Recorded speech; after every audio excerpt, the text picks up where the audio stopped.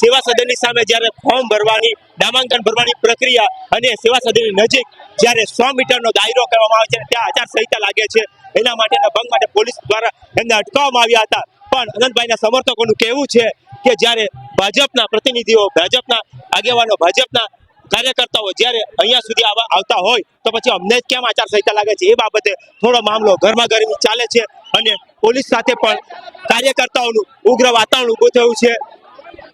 એ જ પરિસ્થિતિ અહીંયા સર્જાય છે. અહીંયા ગરમાગરમીનો માહોલ ચાલે છે. તમને દ્રશ્યો જે પણ દેખાય છે ગરમાગરમીના દ્રશ્યો છે.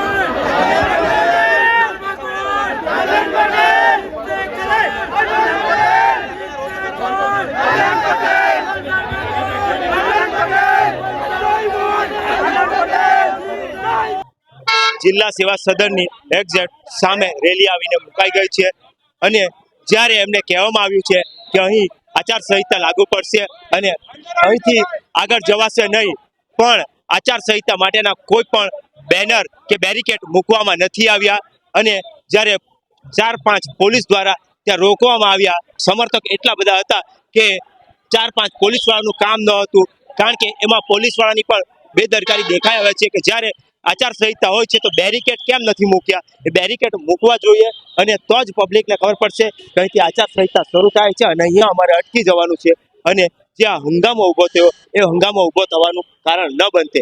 પણ કંઈક અંશે એવું લાગે છે કે હંગામો ઊભો થાય અને કોંગ્રેસના કેન્ડિડેટ અનંત પટેલને પણ કંઈક નુકસાન પહોંચે એ રીતની પણ વાત જણાઈ આવે છે, કારણ કે જ્યાં બેરિકેડ મૂકવાની જરૂર હતી ત્યાં એક પણ બેરિકેડ મૂક્યા નથી, જેથી પબ્લિકને ખબર ન પડે કે અહીંથી આચારસંહિતા પૂરી થાય છે અને આચારસંહિતાના ઉલ્લંઘન બાદ કેન્ડિડેટને કોઈ પણ હાનિ પહોંચી શકે છે. છતાં પણ પોલીસે ગંભીર બેદરકારી વાપરી અને બેરિકેડ નથી મૂક્યા આ વિસ્તારમાં. સાહેબ ક્યાંથી આવો તમે? मैं वापिस आया सर। वापिस आए? क्यों आए यहाँ पे? ये आनंद भाई पटेल का पर्चा भरने आए हम लोग। पर्चा भरने के लिए आए। अभी यहाँ पे जो हंगामा हुआ इसके लिए क्या कहेंगे आप? हंगामा इसलिए हुआ कि प्रशासन ने पहले से ब्रेकेट नहीं लगाया हुआ है। उन्होंने अगर प्रशासन बोला होता कि यहाँ से आनंद भाई को पटेल को आगे से नहीं जाने देना, हम लोग 4 लोग को छोड़ते, बाकी हम लोग तो यहाँ बैठते उनके कार्यकर्ता। पर हमको प्रशासन ने कोई गाइडलाइन नहीं दिया, इसलिए हम लोग को બેરિકેડ लगाया कि नहीं? वहाँ पे वहाँ कहीं भी नहीं लगा हुआ ना साहब। જે અત્યારે હંગામો થયો છે એના માટે આપણે બીજા એક વડી સાહેબ, અત્યારે જે હંગામો ઉભો થયો છે અને આચારસંહિતાના મુદ્દે જે ગરમાયો છે તેમાં કોઈ બેરિકેડ લગાવવામાં આવ્યા હતા કે તમારી હદ અહીંયા જ પૂરી થાય છે, તમે આગળ? એવા કોઈ બેરિકેડ લગાવવામાં નથી આવ્યા. અને એક વસ્તુ લોકશાહીની જ્યારે વાત કરવામાં આવે, આ સરકાર જ્યારે શાણપણની વાત કરે છે તો અમે અમારા નેતાના સમર્થનમાં જઈએ તો અમને કેમ રોકવામાં આવે છે? આ સરકાર અને આ તંત્ર એ નથી ઈચ્છતું કે અમે અમારા સમર્થકો અમારા નેતા સાથે જઈ શકીએ. લોકોનું એવું કેવું છે કે કાલે જ્યારે ભાજપની રેલી હતી તો ત્યાં સુધી પબ્લિકને જવાબ. સાચી વાત છે, એ લોકો ભાજપની સરકાર સત્તા પક્ષ ધારે એ કરી શકે ને અમને ત્યારે અહીંયા ઉભા રાખ્યા છે તાપમાં. ભાજપના તમામ કાર્યકરો આગેવાનો એ ઓફિસમાં ગયા હતા તો અમને શા માટે નથી જવા દેતા શા માટે? અને કોઈ બેરિકેડ લગાવવામાં આવ્યા નથી. હા. જો પહેલેથી એવું હતું તો બેરિકેડ લગાવવામાં આવે હા. તો અમને Barricade નથી કોઈ જવા જગ્યાએ દેતા. લગાવવામાં નથી એટલે આ સરકાર આ તંત્રને પેટમાં દુખે છે કે અમારા નેતા જે જીતવાનો છે એના સમર્થનમાં અમે જઈ રહ્યા છીએ. સમર્થન જોઈને જી તમારું શું કેવું? સાચી વાત છે.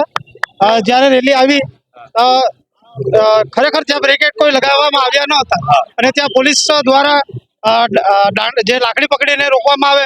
પણ જ્યારે કેટલા પોલીસ વાળા હતા? 5-6 પોલીસ વાળા હતા. પબ્લિક કેટલું છે અહીંયા? પબ્લિક મિનિમમ એમ કરતા 25 થી 30 હજાર જેવું. વધારે, હજારો. તો 5 પોલીસ વાળા કાબુ કરી શકે? પાંચ પોલીસ વાળા ક્યાંથી કાબુ કરી શકે?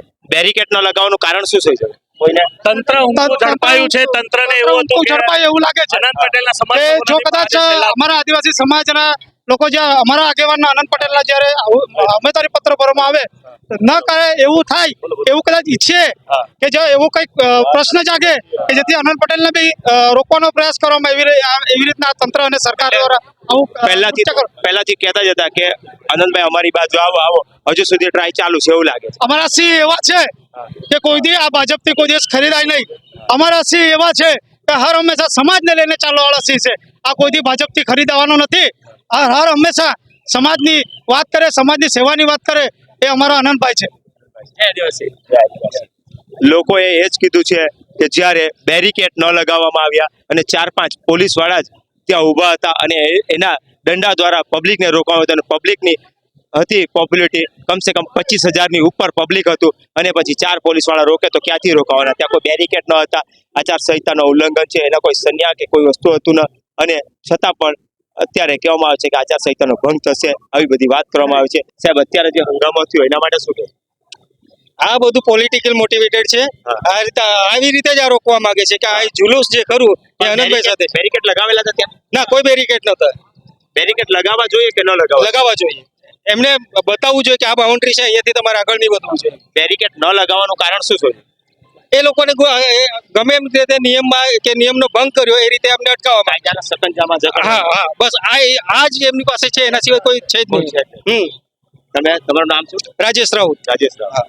તમે આમ આદમી પાર્ટી જી. રાજેશ રાઉત સાહેબે આમ આદમી પાર્ટી થકી આપણી સાથે વાત કરી અને એમણે પણ એ જ કીધું છે કે બેરિકેડ કોઈ લગાવવામાં આવ્યા ન હતા અને જ્યારે બેરિકેડ જ નથી લાગ્યા તો અમને કેવી રીતે, પ્રજાને કેવી રીતે ખબર પડે કે અહીં આચારસંહિતા પૂરી થાય છે અને અહીં આચારસંહિતા શરૂ થાય છે અને એના માટે જ આ હંગામો થયો છે. હું છું સન ઓફ આદિવાસી, જે દેશી ન્યૂઝ.